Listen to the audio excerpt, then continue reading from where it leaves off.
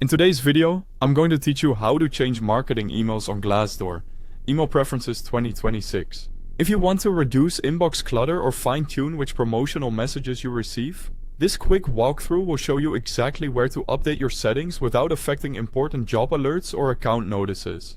Start by opening your browser and heading to glassdoor.com. Make sure you're signed into your account so you can access your personal settings. If you see a sign-in button in the top right, click it and follow the prompts to log in using your preferred method. Once you're in, you'll land on the Glassdoor homepage. Next, look to the top right corner of the page and select your profile icon. This opens a small menu with your account options. From that menu, choose Notifications. You'll be taken to the Notifications and Email Settings area, where Glassdoor groups controls for different types of messages so you can manage them in one place. On this page, locate the section labeled Marketing Communication Preferences. If it's collapsed, click it to expand and view the available options. This section is specifically for promotional emails about Glassdoor products and services designed to support your job search. Things like product updates, tips, and featured offers. Inside this section, find the option called Glassdoor Marketing Email Communications. Use the toggle to enable or disable it.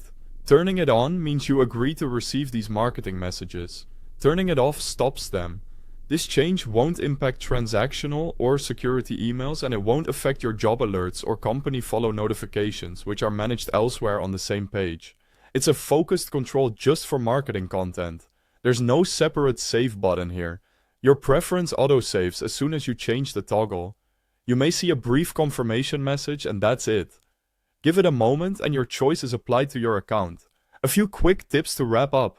If you prefer a minimal inbox, disable the marketing communications and keep only your essential alerts active. If you like discovering new features or career resources, leave them on and adjust other alerts for balance. After making changes, it can take a short time for email lists to update, so you might receive 1 or 2 messages that were already queued. That's normal and should stop shortly, and that's all you need to do.